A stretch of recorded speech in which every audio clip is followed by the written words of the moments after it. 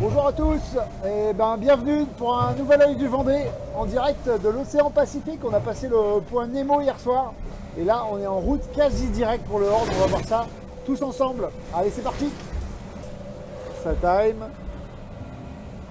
Donc c'est parti. Là, ce qu'on peut voir, c'est on a une petite... nous on a un petit front là qui pousse juste derrière nous.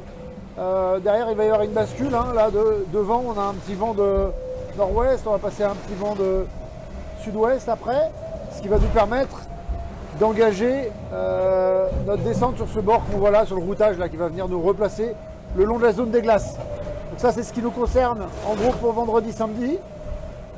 Pour l'arrivée à cet empannage là, près de la zone des glaces, ici, ce qu'on peut voir c'est qu'on est en train d'éviter une dépression qui s'enroule juste devant nous, là, qui est descendu du nord-ouest, juste devant nous, donc ça nous évite un bon petit coup de tabac, ça nous évite d'être dedans. On est dans une zone derrière où le vent est plutôt sympathique, 20-25 nœuds, ce qui est quand même tranquille, ce qui nous permet de faire des moyennes au-dessus de 20 nœuds et de ne pas être trop secoué. Donc c'est pas mal. Ça c'est pour samedi. Et on peut voir ensuite qu'il y a un très long bord. On va se le faire défiler doucement. En bas bord un mur, juste devant un front et une dépression. Je vais m'arrêter avant le Horn.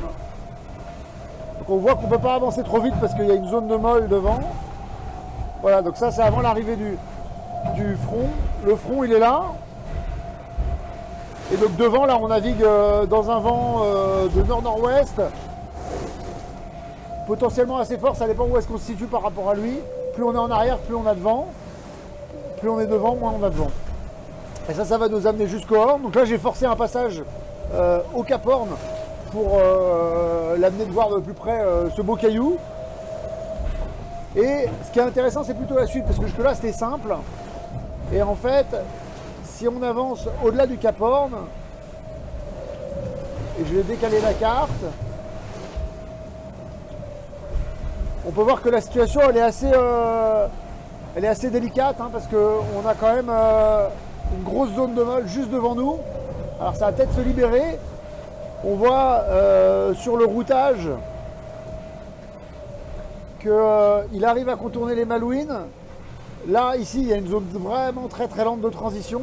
Et après, on part sur des bords de près. Donc ça va être une météo assez instable, beaucoup plus stratégique que ce qu'on a vécu dans le Pacifique. Néanmoins intéressant. Alors ce qu'il y a à retenir, c'est qu'on va passer le Cap Horn normalement le 24 au matin, voire le 23 au soir, ça dépend.